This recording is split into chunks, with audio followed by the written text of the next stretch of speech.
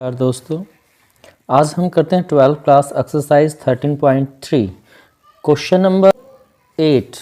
7 question हम पिछली video में कर चुके हैं। 8th क्वेश्चन में कहता है a factory has a two machine A and B. किसी फैक्ट्री में दो मशीन है A B. Past record show that machine A produce 60% of item of output and machine B produce 40% of the item. Machine A 60% output product बनाती है और B जो machine है वो 40% बनाती है। Further 2% of the item produce by machine A and 1% produce by machine B were defected. जो machine A बनाती है उसमें से 2% डिफेक्टेड है और जो मशीन बी बनाती है उसमें से 1% डिफेक्टेड है।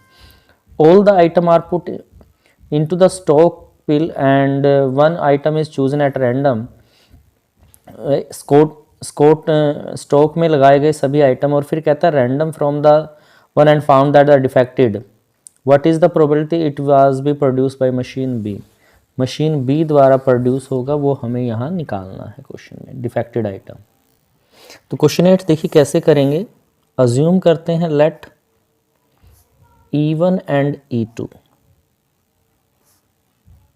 B event of select machine A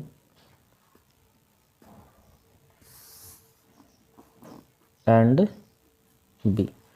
तो प्रोबेबिलिटी E1 है। E1 की जो प्रोडक्शन है वो क्या है, 60% है, यानी कि 60/100। परसेंटेज को हटाएंगे तो 100 लगा देंगे, यानी कि 0.6। फिर PE2 मशीन बी की जो प्रोडक्शन है वो है आपकी 40% यहाँ से, तो 40/100 तो ये आ जाएगा 0.4। तो अज्यूम करते हैं let A be the event of defected item.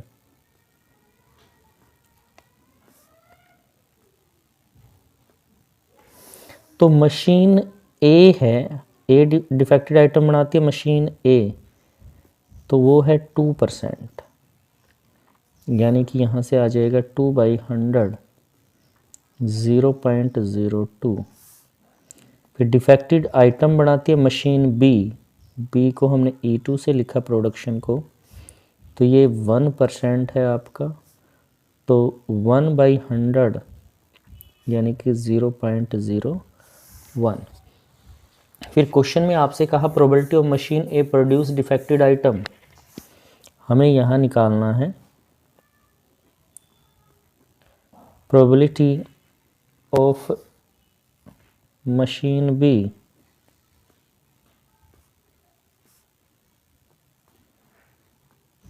Produce defected item.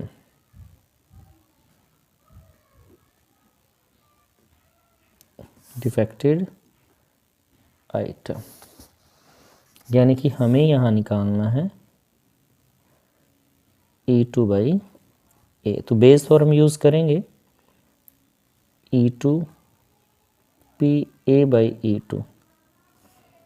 Divide में टोटल आता है PE1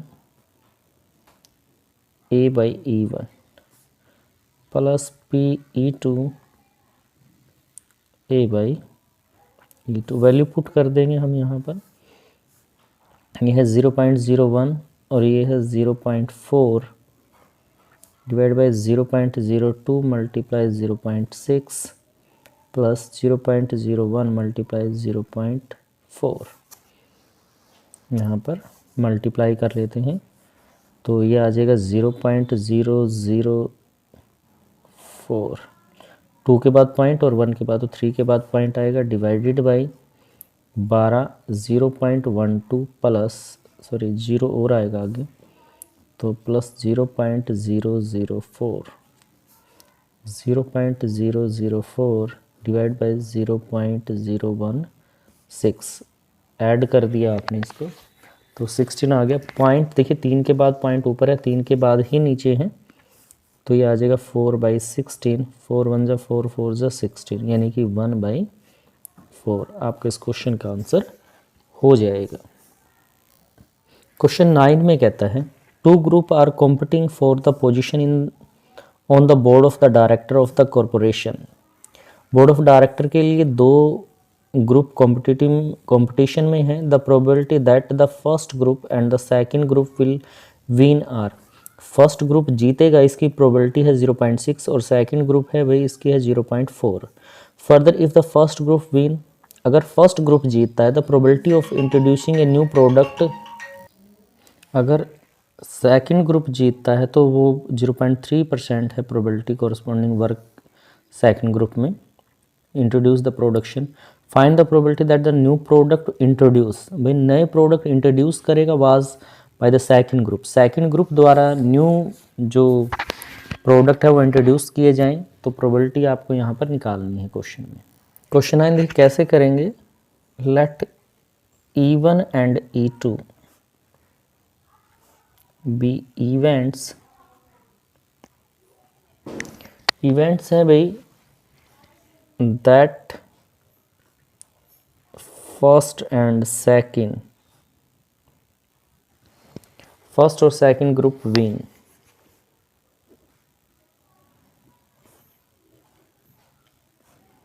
तो प्रोबेबिलिटी फर्स्ट ग्रुप के विन की दे रखी है आपको 0.6 और सेकंड ग्रुप के विन की प्रोबेबिलिटी है वे 0.4 यहाँ से। अब कहता है कि प्रोबेबिलिटी इंट्रोड्यूस द न्यू, तो अज्यूम करते हैं let A be the events of introduce new product या न्यू आइटम कह सकते हैं आप यहाँ पर न्यू प्रोडक्ट। तो first group new product introduce करेगा, इसकी प्रोबेबिलिटी आपको दी गई है यहाँ पर 0.7 और second group new product introduce करेगा, इसकी प्रोबेबिलिटी है आपके पास 0.3 यहाँ से क्वेश्चन में। अब हमें निकालना है probability of introduce new product from second group. Second group new product introduce करे यानी कि P E2 बाई A हमें निकालना है, तो बेस थ्योरम यूज़ करेंगे सेम जैसे लास्ट क्वेश्चन में आपने की है A बाई A2। डिवाइड में उसी प्रकार से वैल्यू आएगी E1 P A by E1 plus E2 P A by A2। तो यहाँ पर वैल्यू पुट करेंगे आप, इसी तरह से वैल्यू पुट कर देंगे इसके अंदर। E2 0.4 है, यहाँ पर 0.3 है ये, और A बाई E2 0.4 है, ये 0.7 सॉरी 6, ये है 0.7 प्लस E2 है 0.4 और A बाई 0.3। कोई आगे पीछे लिख सकते हैं, मल्टीप्लाई 0.12, ये है 0.42 और ये है 0.12। ऐड कर देंगे 0.12 और दोनों को ऐड करेंगे तो आपका आ गया यहाँ पर 54.0। तो पॉइंट से पॉइंट हट जाएगा यानी कि 12/54 सॉरी 54। 6 पे कटते हैं, 6 2 जा 6 9 जा यानी कि 2/9। ये आपका इस क्वेश्चन का आंसर हो जाएगा। नेक्स्ट है क्वेश्चन 10। क्वेश्चन 10 में क्या कहता है, suppose a girl throw a die, एक लड़की है जिसने डाई को थ्रो किया है। इफ़ सी गेट्स 5 और 6, यदि 5 और 6 आता है। सी टॉसेस अ कॉइन 3 टाइम्स, तो वो कॉइन को 3 बार टॉस करती है। And noted the number of head, और हेड कितनी बार आते हैं उसको नोट करती है। सी गेट्स 1 2 3 और 4, अगर 1 2 3 और 4 आए। She toss a coin once, तो सिक्के को एक बार उछाला गया। And note whether a head और अ टेल इज ऑब्टेन्ड, तो नोट करते हैं हेड आता है या tail. If she obtained exactly 1 head, अगर एग्जैक्टली 1 हेड आए। What is the probability that she throw 1 2 3 और 4 विद द डाई, तो डाई पर 1 2 3 4 आए, इसके लिए प्रोबेबिलिटी क्या होगी। तो क्वेश्चन 10 कैसे करेंगे, अज्यूम करते हैं let E1 and E2 be event of getting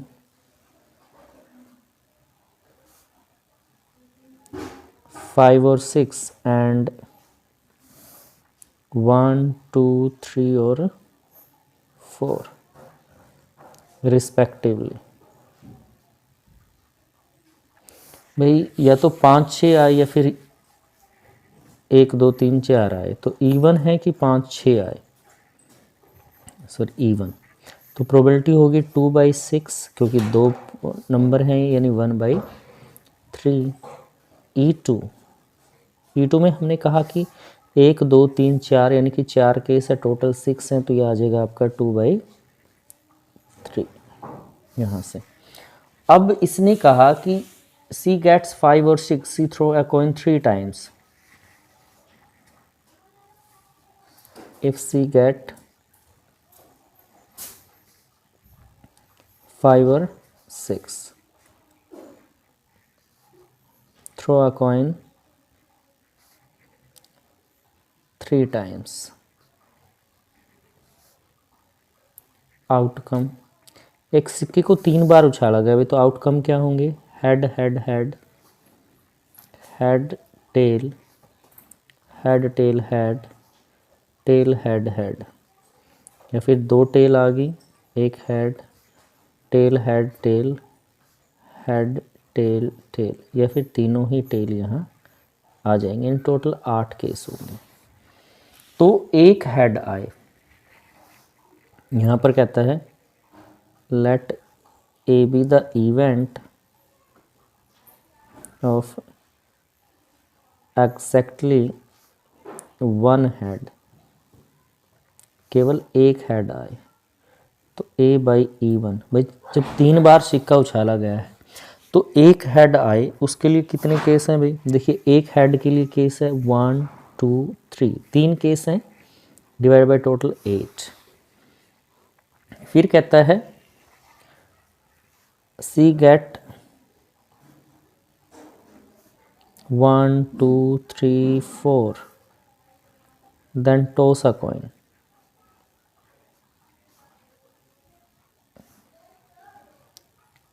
तो इसमें आउटकम क्या रहेंगे आपके पास भाई, हेड या टेल। तो एग्जैक्टली 1 हेड आए इस केस में, तो ये क्या है 1/2 है आपके पास, तो इसकी प्रोबेबिलिटी आ गई 1/2। फिर बात करते हैं probability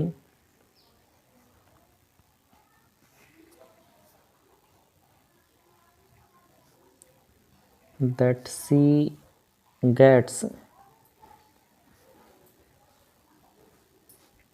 exactly 1 head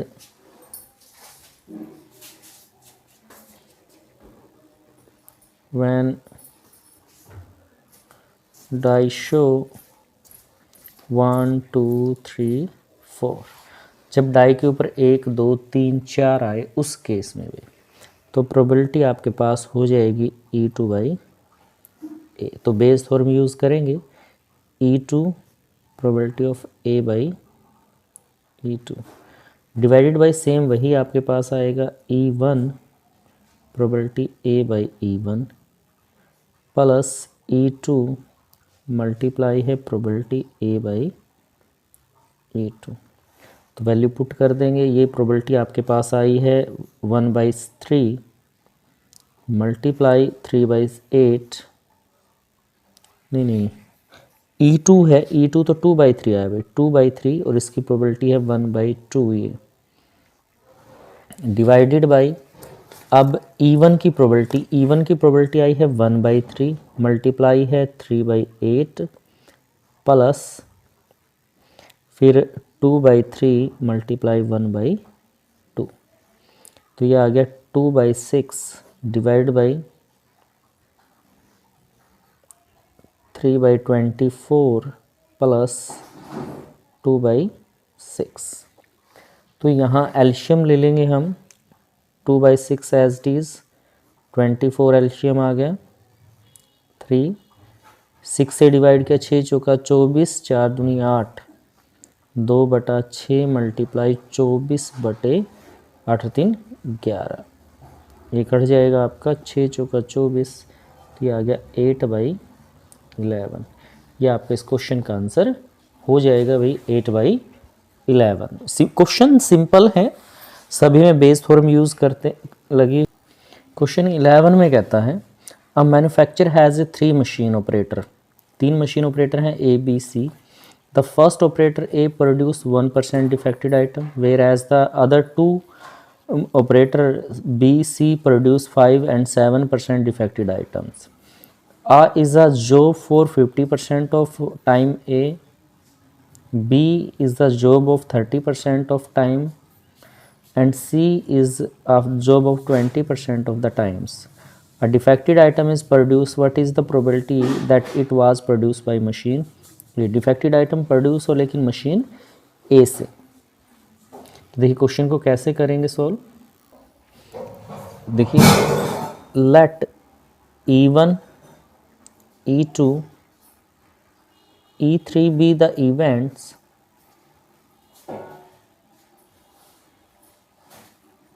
of time consumed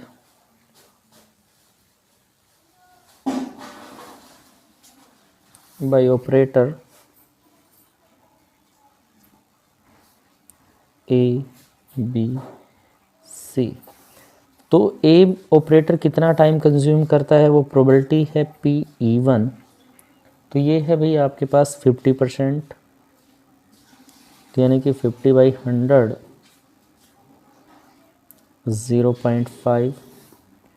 फिर E2 है टाइम कंज्यूम्ड के लिए आपको दिया गया है 30%, 30/100 0.3।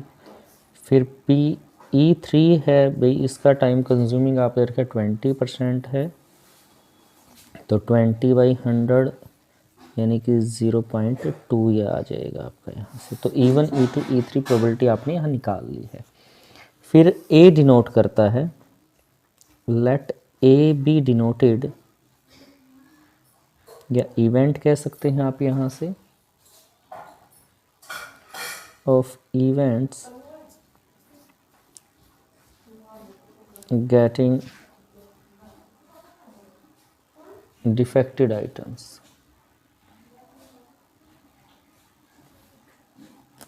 तो फर्स्ट ऑपरेटर है जो हमारा A/E1, वो क्या करता है, फर्स्ट ऑपरेटर कितने डिफेक्टेड बनाता है आपके पास 1% है, तो 1/100 that is equal to 0.01।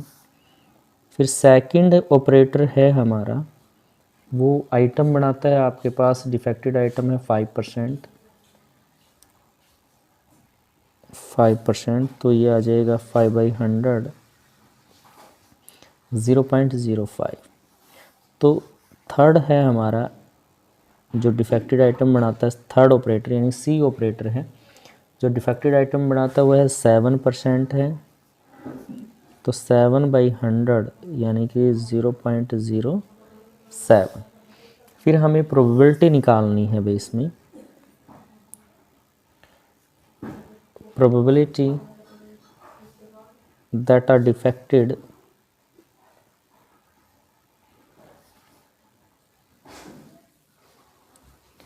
item was produced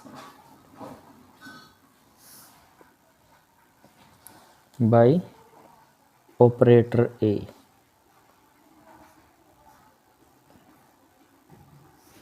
तो यानी कि हम निकालेंगे E1/A प्रोबेबिलिटी यहाँ से। तो बेस थ्योरम यूज़ करते हैं यहाँ पर, E1 A/E1, नीचे टोटल आएगा यहाँ पर आपका, जैसे हर क्वेश्चन में आप लिखते हैं, यहाँ पर 3 वैल्यूज़ हैं तो 3 का ही टोटल यहाँ रहेगा। अगर 2 वैल्यू है तो 2 का टोटल यहाँ आता है, तो अब E3 इंटू PA/E3 यहाँ से, इस तरह से। E3 है तो 3 तक हम यहाँ पर लेंगे और वैल्यू पुट कर देंगे यहाँ पर। E1 की वैल्यू है 0.5, A/E1 है 0.01 क्वेश्चन में, फिर 0.5 multiply 0.01 plus 0.3 multiply 0.05 plus 0.2 multiply 0.07 multiply यहाँ पर कर देंगे हम यहाँ से 0.5 की, तो ये आ जाएगा 0.005, तो 0.005 प्लस 15 है 0.15, यहाँ 0 और आएगी भाई आगे, प्लस 14 आ जाएगा 0.014 यहाँ से। अब इनको ऐड कर देते हैं, यहाँ पर हम ऐड करेंगे तो ये ऊपर तो सेम वैल्यू है 0.005 और यहाँ पर 15, 14, 29 और 5, 34 0.034। 3 के बाद यहाँ पॉइंट है, 3 के बाद यहाँ पॉइंट है, तो पॉइंट से पॉइंट अगर कैंसिल करें तो 5/34 आ जाएगा। तो ये आपके इस क्वेश्चन का आंसर हो जाएगा क्वेश्चन 11 का। क्वेश्चन 12 में कहता है a card from a pack of 52 card is lost. 52 cards में से एक कार्ड लॉस हो जाता है। From the remaining card of the pack 2 card are drawn and are found to be both diamond. 2 card निकालने हैं और दोनों ही किसके निकालने हैं? डायमंड के। Find the probability that the lost card being a diamond. जो कार्ड लॉस्ट हुआ है वो किसका हो? डायमंड का हो। ये तो हमें प्रोबेबिलिटी निकालनी है क्वेश्चन में। तो यहाँ पर क्वेश्चन 12 देखिए कैसे करेंगे। Let E1 and E2 be events lost of diamond and not diamond। भी जो लोस्ट कार्ड हुआ है वो डायमंड का है या नहीं? डायमंड का नहीं है। तो प्रोबेबिलिटी ऑफ E1, इसका मतलब कि ये डायमंड का है। डायमंड के कार्ड होते हैं 13/52 यानी कि 1/4। E2 आपके पास आ जाएगा भाई 39/52, 3/4। यहाँ पर प्रोबेबिलिटी आ गई। अब कहता है कि E1, तो 2 कार्ड की प्रोबेबिलिटी निकालनी, both are the diamond. Let A be the event of getting 2 diamond cards. 2 diamond cards निकालने, उसके लिए प्रोबेबिलिटी हमने इवेंट मान लिया, यहाँ पर A है। तो भाई पहला है लॉस द डायमंड कार्ड्स। भाई डायमंड का कार्ड क्या हुआ है? लॉस हुआ है यहाँ पर। तो प्रोबेबिलिटी ऑफ A/E1। तो E1 किसके लिए? Loss the diamond card. जब डायमंड का कार्ड लॉस्ट हो गया तो हमारे पास कार्ड कितने रह गए भाई? 12/51, क्योंकि एक कार्ड लॉस्ट हो चुका है। फिर एक कार्ड निकल गया, हमें 2 निकालने, तो सेकंड कार्ड निकालेंगे 11/50 यहाँ से। 11/50 क्वेश्चन में। तो अभी इसको इतना ही छोड़ देते हैं। फिर हम निकालते हैं A/E2। Note loss the diamond card. अगर डायमंड का लॉस नहीं हो तो डायमंड के 13 है, 13/51 मल्टीप्लाई 12/50 आपका यहाँ से क्वेश्चन में। तो अब हमें प्रोबेबिलिटी निकालनी है।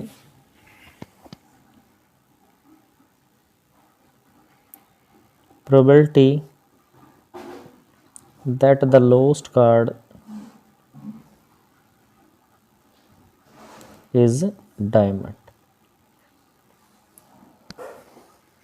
यानी कि E1/A हमें निकालना है। तो बेस थ्योरम ही यूज करेंगे। P/E1 A/E1 डिवाइड में जैसे टोटल आता है P/E1 A/E1 plus E2 A/E2। यहाँ से वैल्यू पुट कर देंगे अब इस क्वेश्चन में। तो E1 की वैल्यू है भाई, प्रोबेबिलिटी है 1/4 मल्टीप्लाई, यहाँ डायमंड का कार्ड लॉस हो गया तो 12/51 multiply 11/50 divide by 1/4 12/51 multiply 11/15 plus E2 है भाई 3/4 और ये है 13/51 मल्टीप्लाई 12/50 आपका यहाँ से क्वेश्चन में। तो दोनों तरफ से कॉमन ले सकते हैं हम यहाँ पर। देखिए 12/50 12/50 12/50, तो 12/50 मैंने यहाँ पर कॉमन लिया आपका, ये बच गया 1/4 मल्टीप्लाई 11/51। यहाँ से भी 12/50 हमने कॉमन ले लिया है, 1/4 मल्टीप्लाई 11/51 प्लस 3/4 मल्टीप्लाई 1/4 भी ले सकते थे, चलिए नेक्स्ट स्टेप में ले लेते हैं। अभी यहाँ पर 13/51, तो इससे वैल्यू कैंसिल हो गई भाई। आगे हम कॉमन ले सकते हैं इसमें 1/4 11/51, 1/4 मल्टीप्लाई 1/51, इधर रह गया 11 आपका, इधर रह जाएगा 1/4 मल्टीप्लाई 1/50, 11 प्लस 39, ये रह गया आपका यहाँ से 13×3 ये बच जाएगा, ये डिवाइड में इससे ये वैल्यू कैंसिल होगी भाई, तो इससे इजी हो जाएगा आपके लिए कैलकुलेट करना। तो 11 बाई यहाँ से 50, तो क्वेश्चन का आंसर आ गया आपका 11/50। यहाँ से ये इस क्वेश्चन का आंसर हो जाएगा आपका क्वेश्चन 12 का। क्वेश्चन 13 ये MCQ दिया गया है आपको, ऑप्शन दिए गए हैं इस क्वेश्चन में। कहता है probability that a speak truth is 4/5। भाई प्रोबेबिलिटी है कि वो सच बोलता है, 4/5 है। कॉइन इज टॉस्ड, एक सिक्का उछाला जाता है। A report that a head appear, had I the probability that actually she was a head, there was a head. वास्तव में वहाँ पर क्या हो भाई, हेड हो, तो वो प्रोबेबिलिटी क्या रहेगी। देखिए क्वेश्चन 13 कैसे करेंगे हम। Let E1 and E2 be even, speak truth or not, सच बोलता है या नहीं बोलता भाई। तो प्रोबेबिलिटी E1 की आपको गिवन है कि वो सच बोलता है, 4/5 है। तो प्रोबेबिलिटी ऑफ E2 क्या आ जाएगी आपके पास, 1 - 4/5 यानी कि 1/5। ए इवेंट है,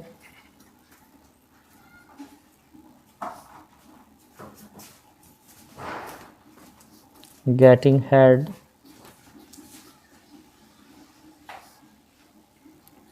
टॉस अ कॉइन। A/E1 1/2 है।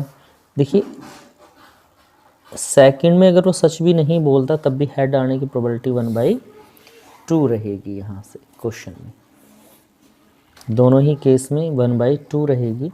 तो कहते probability is that actually it is a head, actually head है यानी वास्तव में हेड है, तो इसका मतलब सच बोल रहा है।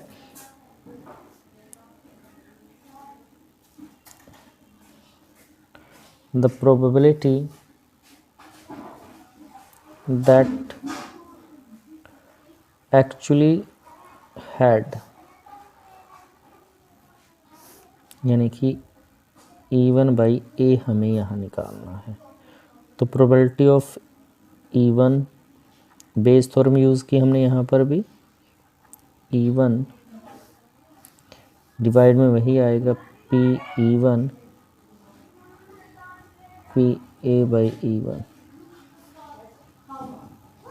E2 A/E2। तो E1 की प्रोबेबिलिटी है 4/5 मल्टीप्लाई 1/2, 4/5 मल्टीप्लाई 1/2 प्लस 1/5 मल्टीप्लाई 1/2 यहाँ से। तो ये आ गया भाई 4/10 divided by 4/10 plus 1/10। 4/10 divided by 10 LCM आ गया 1, 4 + 1, 4/10 पलट देंगे 10/5 कैंसिल हो गया, तो ये आ गया 4/5 आपका 4/5, यानी कि ए ऑप्शन है जो इसका वो राइट आंसर रहेगा। ए ऑप्शन इस क्वेश्चन का राइट आंसर आपका हो जाएगा, जिसमें 4/5 आपको दिया गया है क्वेश्चन। क्वेश्चन 14 आपको दिया गया है, if A and B are two event such that A subset है बी का और probability of A is not equal to 0, then which of the following is the correct. तो इनमें से सही ऑप्शन कौन सा रहेगा वो आपको यहाँ बताना है क्वेश्चन में। क्वेश्चन 14 में देखिए कैसे करेंगे, इसमें दिया गया है कि ए सबसेट है बी का भाई यहाँ पर, तो इसका मतलब क्या हुआ कि ए इंटरसेक्शन बी अगर आप निकालें यहाँ से क्वेश्चन में, तो इसका मतलब किसके बराबर आएगी भाई, ए के बराबर आएगी, क्योंकि ए बी का सबसेट है। तो यानी कि प्रोबेबिलिटी ए इंटरसेक्शन बी बराबर होगी प्रोबेबिलिटी ऑफ ए के यहाँ से। तो कंडीशनल प्रोबेबिलिटी का फॉर्मूला होता है A/B, प्रोबेबिलिटी हम लिखते हैं A intersection B divided by probability of B. तो ये आ गया probability of A divided by probability of B यहाँ पर। और इसने कहा कि जो बी की प्रोबेबिलिटी है 0 नहीं है, that mean probability of B is less than equal to 1, 1 के बराबर या 1 से छोटी है। तो इसका मतलब क्या हुआ, जो प्रोबेबिलिटी A/B है आपकी वो ग्रेटर देन इक्वल है किसके भाई, प्रोबेबिलिटी ऑफ ए से, क्योंकि ये 1 से छोटा या 1 के बराबर है, तो ये वैल्यू इसका मतलब ग्रेटर देन इक्वल टू ए रहेगी। यानी कि ये ऑप्शन दिया गया है डी ऑप्शन में, यानी कि डी है जो आपका वो राइट आंसर हो जाएगा इसमें। डी में क्या दिया गया है, नन ऑफ दीज, तो इनमें से जो ऑप्शन दिया गया है कोई भी नहीं है। A/B is greater than equal to, sorry, C option इसका राइट आंसर होगा भाई, सी ऑप्शन इस क्वेश्चन का राइट आंसर हो जाएगा भाई यहाँ से। तो ये हमारी एक्सरसाइज रही 13.3। कोशिश किया कि बहुत इजी तरीके से आपको करवाया जाए, हर स्टेप आपको बताया जाए, हर क्वेश्चन आपको समझ में आए, तो इजी से इजी तरीके से आपको करवाया गया है। आपको वीडियो पसंद आए तो वीडियो को लाइक करें, अगर आप चैनल पे नए हैं तो चैनल को सब्सक्राइब करें। सब्सक्राइब करने की कोई कॉस्ट नहीं है, फ्री ऑफ कॉस्ट हो जाता है, तो ज़रूर सब्सक्राइब ज़रूर कर लें और बेल आइकन का बटन प्रेस करें ताकि तब भी जब भी नई वीडियो डाली जाए उसकी नोटिफिकेशन आपको मिलती रहे।